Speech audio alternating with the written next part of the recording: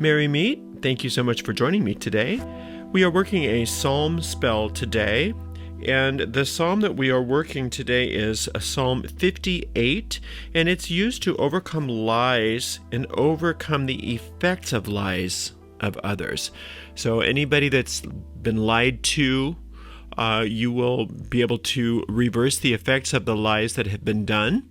And if you have a tendency toward lying, you can also use this psalm to overcome that as well. The way that we work these psalm spells is very simple and very powerful. We take the psalm in question and we read it out loud all the way through once without stopping. That is known as an incantation. And then we go back through the psalm and we mine it. We search, dig, and find inner occult meanings within each verse of the psalm. And through that searching, digging, finding, and contemplating, we are in a very real manner planting the seeds that are inherent in that psalm. There's an infinite number of those magic seeds, and each time we work psalm magic, we can find new ones. We try to do our best to apply this wisdom that we find to the situation at hand for which we are coming toward the psalm, and those seeds then take root and grow and bear fruit after their kind, and that's how we get results through psalm magic. Psalm magic is done through a type of reconditioning of our deep mind, so very oftentimes it's very recommended that you come back to the psalm that you're working many times, and you should start seeing movement toward the resolution of your problem or toward the achievement of your goal within 14 days. All right, so now we're going to work on that psalm spell together. And here we go with Psalm number 58.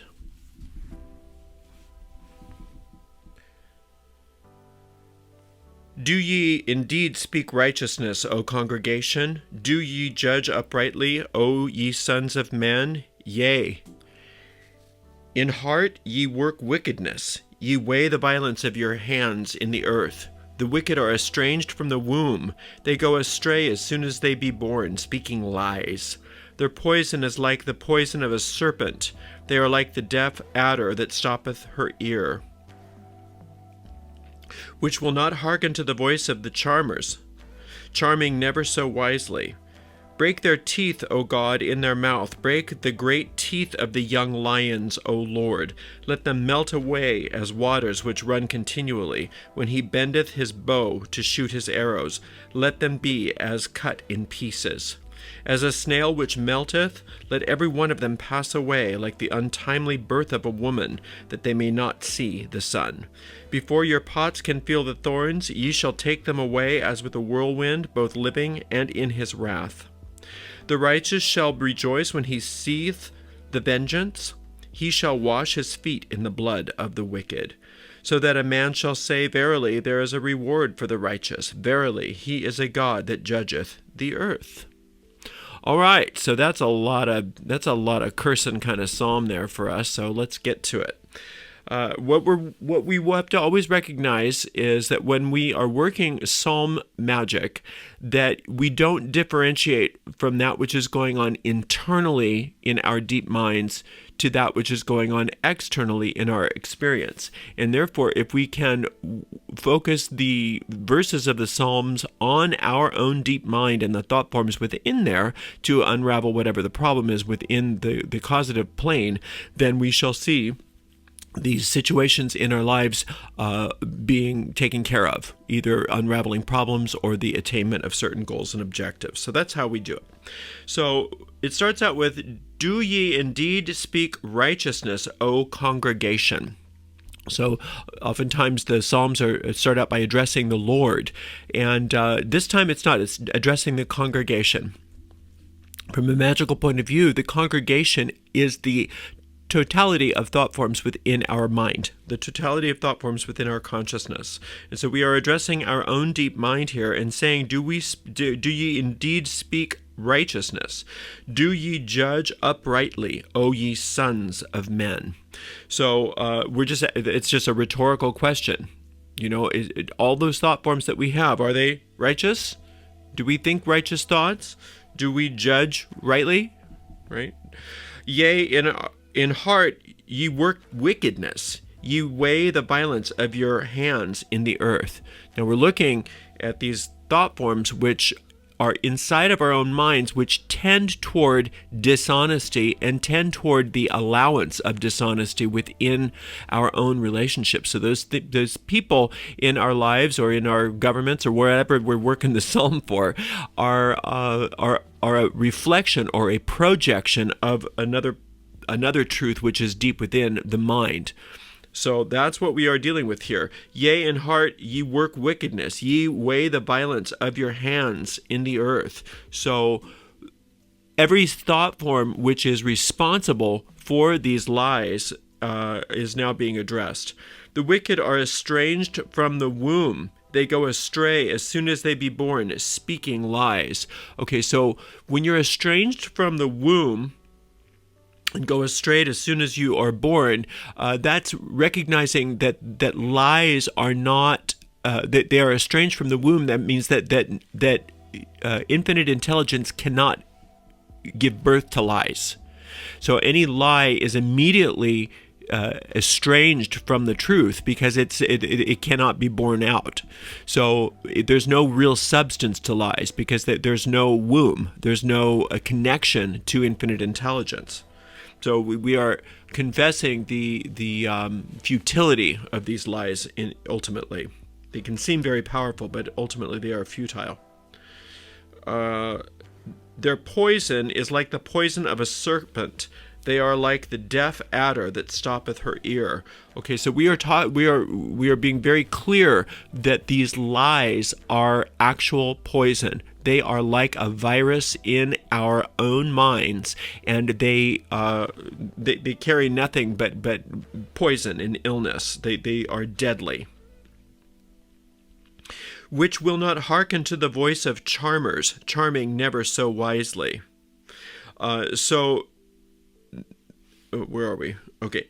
They are like the deaf adder that stoppeth her ear, which will not hearken to the voice of charmers, charming never so wisely. Now here, when we're saying that the poison of these lies, the poison of these lies will not hearken to the voice of charmers, charming never so wisely, that means that we on our own, our wand won't work by ourselves. It won't work against this. We're like, begone, ye lie, begone, ye lie. Well, our charms are not good enough. Our charms are not powerful enough on our own. We need the charms of truth, infinite truth. That's the only thing that can overcome these lies, because ultimately, even though we don't want to admit it, ultimately we are the authors of these lies ourselves. And then when we have our own lies that are then reflected back towards us, then we say, oh, look at those liars, look at those liars. Now, again, we're not making light of anybody's pain or anybody's problems. We're just saying that within our own deep mind, there is a corollary to whatever is going on out here. And we have to get these thought forms at their root. And those thought forms are within us. Once those thought forms are uprooted, then these liars cannot have any power over us, nor can their lies. Break their teeth, O God, in their mouth. Break out the great teeth of the young lions, O Lord. So we are saying now, break the teeth of the liars. So break the teeth, because it's hard to talk well. It's hard to lie well when your teeth are broken. But also break the teeth of the young lions. Now the young lions are those problems on our path. Every problem on our path that is a result of these lies. So somebody's been lying and lying and lying and lying, and as a result, you have all these consequences that you're having to deal with.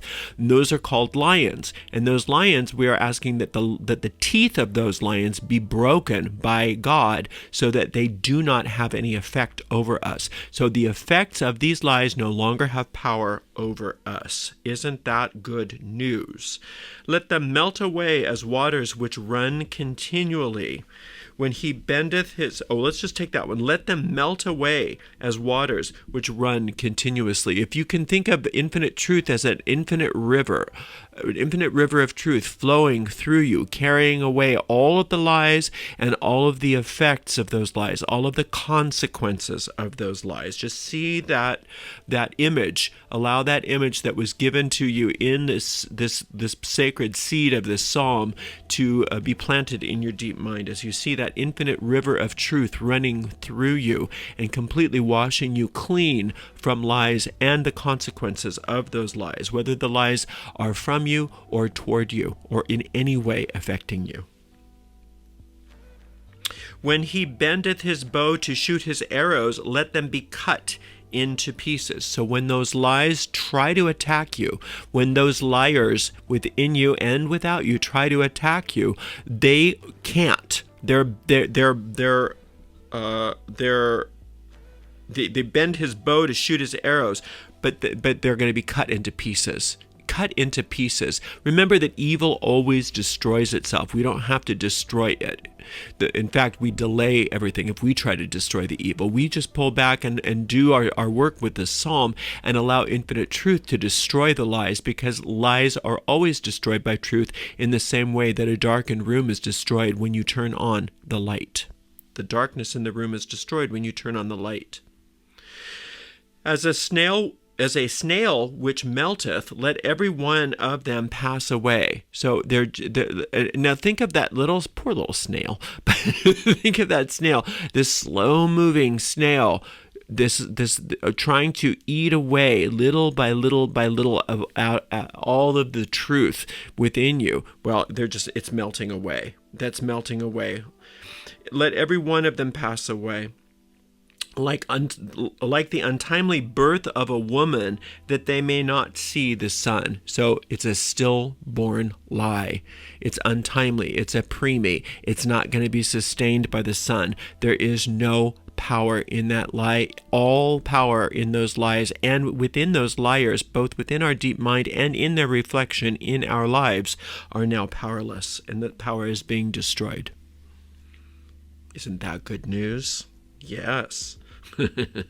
Before your pots can feel the thorns, he shall take them away as with a whirlwind, both living and in his wrath. Before you even see the effects of these lies now, before you can even understand the full implication of what these lies are, before they have any more negative effect in your life, this infinite truth is now taking them away as a whirlwind. You see that whirlwind whirling away, just sucking these lies up out of your life, both living and in his wrath. So the wrath of the Lord is like a cyclone. Now, wrath doesn't mean he's so angry. He's so angry at you. God's not getting angry, because anger isn't part of infinite love.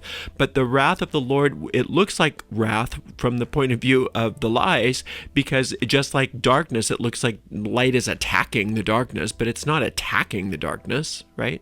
The darkness is not being attacked by the light, but from the darkness's point of view, it's definitely being attacked. So that's the wrath of the Lord. The righteous shall rejoice when he seeth the vengeance. That's the trick, right? When you see things working out, rejoice at the slightest little indication of it.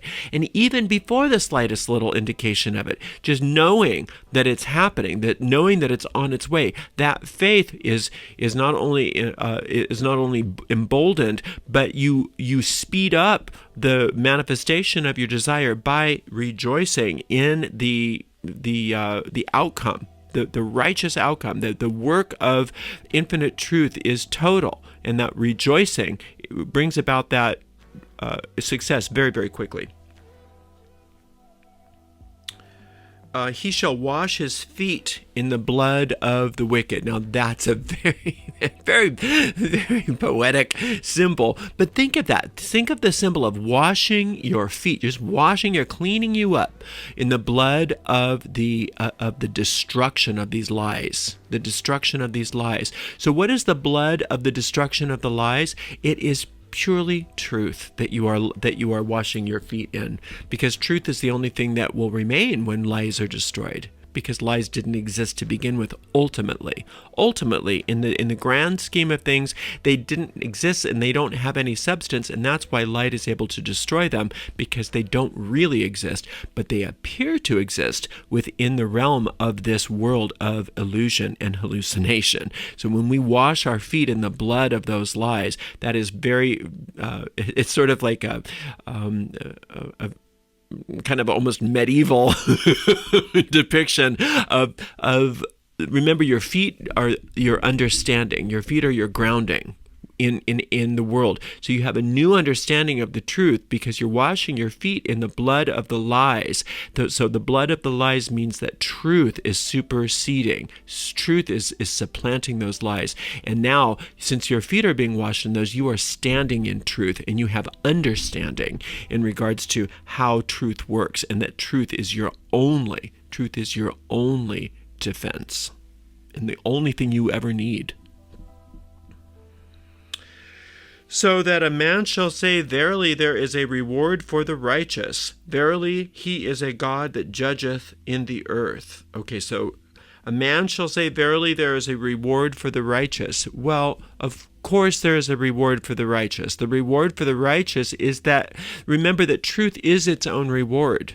Truth is its own reward. Truth is a package deal. With truth comes peace, comes love, comes joy, comes beauty.